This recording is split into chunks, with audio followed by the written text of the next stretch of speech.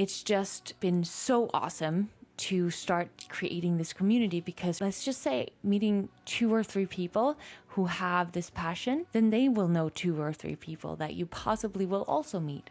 And maybe you're even going to be connecting with those people on a deeper level. And it's just like this snowball effect when we take this little step and get outside of our comfort zone and go to this event by ourselves and meet, even if it's just one person. That person could end up being your best friend. Hi, my name is Pernilla, and this is my Challenge Your Norm podcast. I'm absolutely obsessed with anything related to personal development. And well, to grow, we got to challenge our norm. And so on this podcast, we chat about life and how we can challenge our normal way of living it to make it greater than we could have ever imagined. Just one little belief, habit, bold move, and perspective at a time. Hello, my beautiful friend, and welcome back to another episode here on my Challenge Your Norm podcast. I'm really excited about today's episode because we're going to be chatting about how to develop friendships as an adult with people who are like-minded individuals who are passionate about the same things as you and who want the same things for their life. Because a year ago, I was in a very different position when it comes to friendships than I am today. I had a lot of friends, or you can say acquaintances, people that I had been close to in the past, but I felt that because of my development, because of the way that I had changed, my connection with them felt more distant than it had in the past. And I was really craving a new group of people, a new form of relationship with people who had the same passions as me and who had the same mindset that I had. And it was about a year ago that I started to make it a commitment, a priority, that I wanted to seek out friendships. I actually made a YouTube video about it, and that was, I guess, the beginning of me really becoming aware of the fact that I had been lonely without really even knowing it. It's more so now that I do feel like I'm being so much more social and spending time with a lot of people who I just have so much fun with, that I can see looking back that I was starting to get lonely. And it's interesting because I had never been in my life previously. At least my mom tells me I've always been someone who's had a lot of friends as a kid. And then I personally know when I became a teenager and when I moved to Copenhagen to take a dance education, as well as when I moved to Los Angeles, I had a really good group of people around me always, people who I had so much fun with.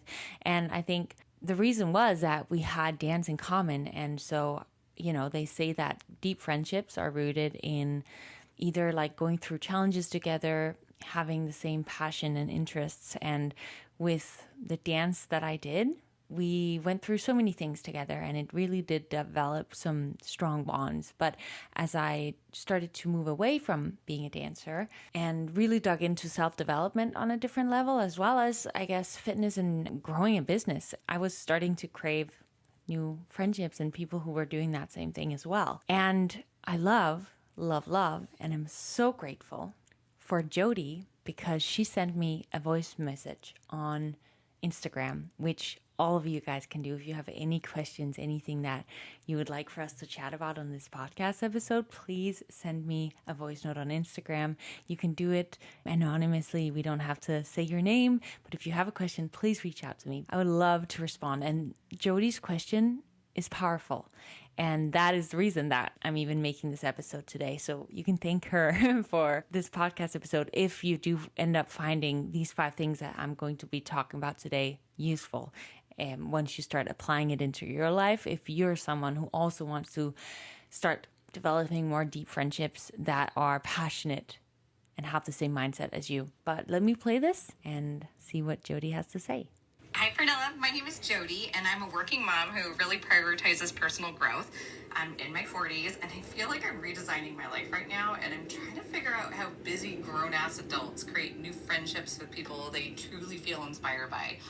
You seem to have this amazing circle of people that push each other forward, and I'm wondering what types of things you've either done or you'd suggest to help me and make more friends as an adult that are on similar personal journeys. Thank you. So, first of all, again, thank you, Jody. I love this question. And I know so many of us are walking around wanting this because we're human. We want connection, and we want these connections to be deep and really powerful in our lives. And so I'm just grateful for you sending in this message. And the thing that I would like to start off with talking about, the first thing that I started pushing myself to do was figuring out, first of all, what is it that I'm passionate about? What is the thing that I feel fired up about, the thing that lights up my soul? And one of those things is self-development.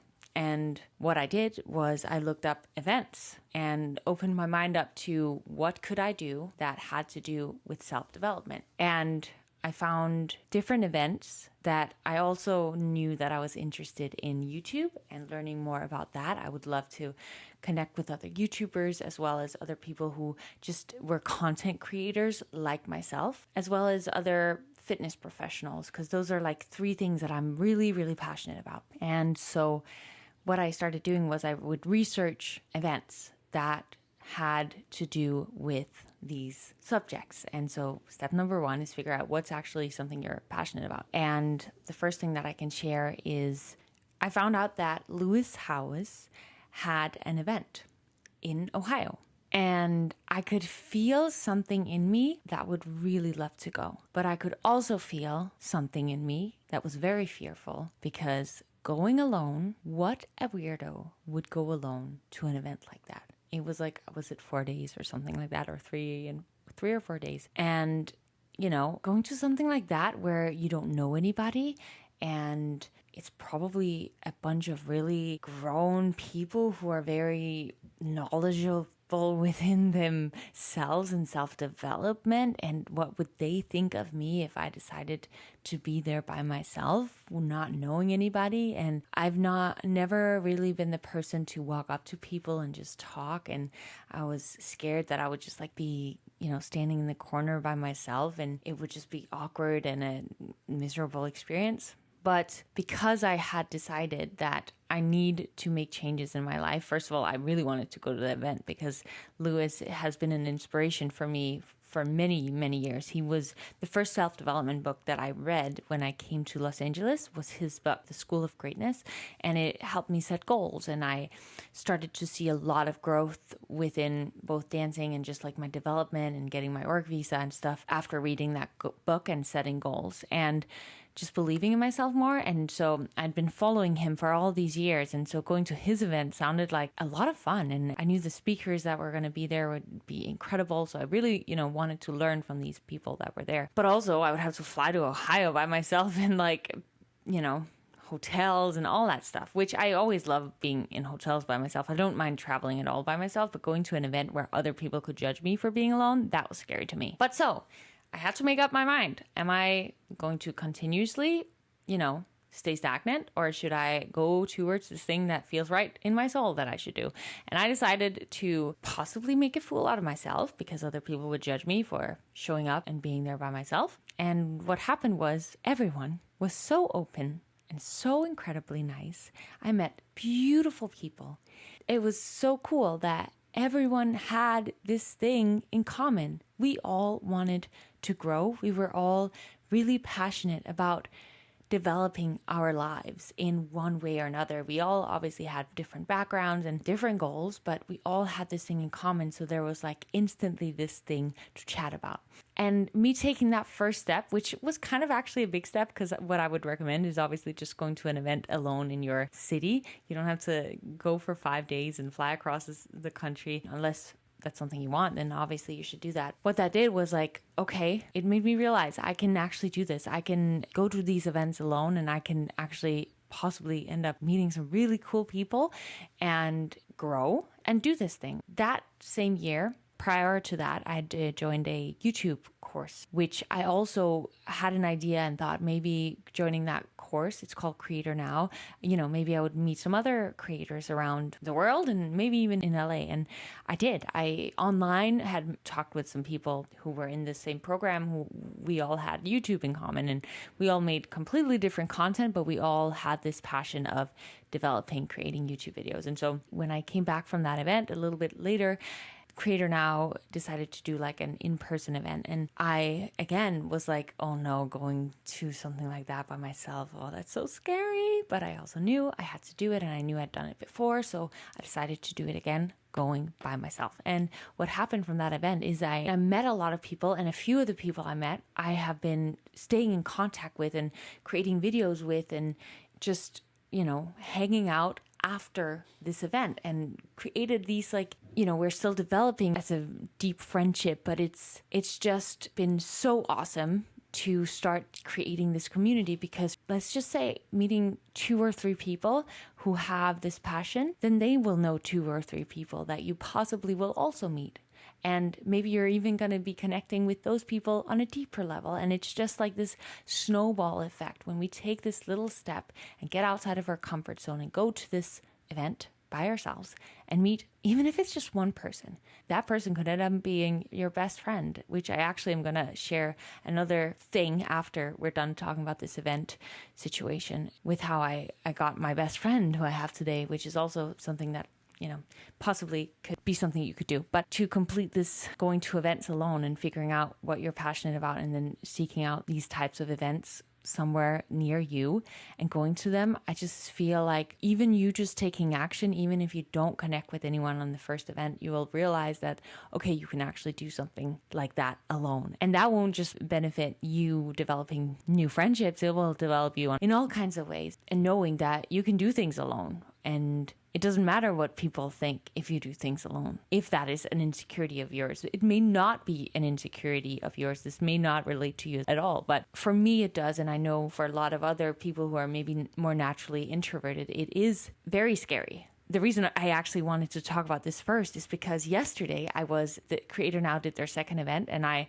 went to it also again alone. And this time I knew a few of the people that were there because I had met them at a previous event or doing a lot of other things around LA, because that's what I started to do. If anyone ever asked me to help with something or join something, I would always just say yes, because I was like, you never know. And it's really fun doing things with people who are passionate about the same thing as you. And so I don't know if you're passionate about playing guitar, if you can join some sort of guitar night, or if you're passionate about musicals, if you can start joining a theater. I know that when we're adults, we feel like we can't do things like that anymore. That's more for kids to do. But I just don't believe in that. I think we should be playing our entire life. What I get to do for a living, to me, feels like playing. And I think playing looks differently for every single human, but there is something that when you were a kid lit your soul on fire. And I do believe if you do your research, there is going to be something for you within that area where you can meet other people who also have this joy for that thing. And if there's not, create it yourself. You can start a Facebook group or reach out to people and see if they possibly could be interested. The thing I did with going to events alone, that was so nerve-wracking to me. And I think when we want different results, we got to do different things, right? We got to push that limit that we usually would not cross. If you have the urge to do something that is outside of your comfort zone, you have to push yourself to do it, because otherwise no changes are going to be made. And I know that you want these changes, so you gotta just go for it and do it. And we have no idea what's gonna happen if we actually do. Okay, moving on to the second thing that I want to chat with you about, because last year I decided to go see a friend who is super dear to me, but I think we all have a friend or friends where we used to be very close with them and they meant a lot to us, and then either maybe distance split you guys apart so that you weren't able to see each other anymore, or maybe just busy lives. Once we grow up and we get a job, then maybe kids and just life happening, that can pull us away from our friendships, because that may not be our main priority anymore. So last year, when I decided to become a little bit of a digital nomad and do that life for a little bit, I knew it was my friend Betty's birthday, her 30th. And so I decided to show up at her 30th birthday without her knowing. I could obviously have not done it as a surprise, but it ended up being this last minute thing. And I was talking with her sister and her friends about doing it as a surprise. And so that's what we decided to do. And it was just so incredible to see her again, because we met in Los Angeles and for years were roommates here and just developed a really deep friendship because of what I mentioned in the beginning of this podcast, of how when you go through challenges together and you evolve together and you have this common passion, it's really easy to connect on a deeper level. And I also think that's one of the reasons why it is so hard to become close with someone as an adult, because when you're a child, a teenager, young adult, like you're going through so much transition. And once you're an adult, for a lot of people, there's less of that going on because we are more living on a routine and we have our job and all that stuff. But I mean, sorry, now I'm going to go on a tangent, but I think if that feels like you, if that feels like what you're doing right now, go and see how you can explore some sort of art or sport or something that you can learn something new to, just because like that's exciting, right? It's super exciting to learn new skills and it helps us build confidence. And when we do that, we can also meet new people. So I last year decided to go to her birthday party. And because of that, we got to connect again and see each other. And, you know, it just felt really amazing. We then decided a few months later to also meet in New York. And we got to have a little bit of a vacation in New York together. And when we did that, we decided that once a year, even though we live on two different sides of the world, and it's not like I could see her when I go back to Denmark because she lives in Austria. So it's not like, you know, with my Danish friends, I can see them every time I come home to Denmark. And even if that's just once a year, it still, you know, keeps the friendship alive. And there's meaning to having these old friendships who have known you for years and know sides to you that maybe are no longer, but it means something, right? So now every year we've decided that we're going to take one trip together. And I just think that's really cool. So if you want to think of some friend that once was really meaningful to you, that brought you a lot of joy, that you somehow disconnected from or just grew apart or fell apart, possibly it could be a beautiful thing to reconnect. And maybe you do have to do something a little bit crazy to make that happen, like how I went to Austria to see her for her birthday. But it's fun, it's adventure, it sparks up our life to do things like that. So maybe that could be an idea. But the third thing that I did last year, which I am very aware is not possible for every adult to do, absolutely not, especially if you have kids. I mean, some families do it, but I still want to share it because it is something I did and it is something that did help me. So maybe you don't have kids yet and you do have that freedom. I did want to share it because it was an awesome experience. And that is, I decided to start living this little bit of a digital nomad life. And on my travels, I did get to meet a lot of really cool people. And I did some of the trip with people and some of it by myself. And the funny thing is that it was almost when I did the part by myself that I met most people, because there's something about like when you're with a person, then you're less likely to just fall into a chat with someone else. But when I was there by myself, I met a lot of really cool people. And I actually also got to meet some people who I had known from online, but not ever met in person. So even if you just go traveling for a month, you may meet someone who eventually play a really big part in your life. And that's just really cool. However, I do think it's important for me to also share that at the end of my travels, when I was there by myself at the end, I just ended up staying in Tulum by the end of it. I did start feeling lonely, and there's a few reasons to that. One is that I was so focused on certain work tasks at that moment. And so I didn't really allow myself to, I'm so passionate about what I do. So I constantly working on it. And I didn't take the time to be social. And also because I knew that I wasn't going to stay there forever. It wasn't like you know how when you really want to invest in friendships, then you make the time. But because I knew I wasn't going to stay there, I didn't make an effort to invest in the people who I'd met there. And so I just ended up spending so much time by myself. And that's when I decided I need to go back home. I need to really start developing this community at home, because that's where I'm going to be based. And that's where I would like for my community to be. And so that's when I decided to come back home. And that's when friendships and my community really started to take off as well here in LA. And that leads me to the next thing that I did. And that was I joined this gym where I knew there were a lot of other people, content creators, doing the same thing as me. And at first I was like, oh my gosh, this gym is so expensive. I don't know if I should do this.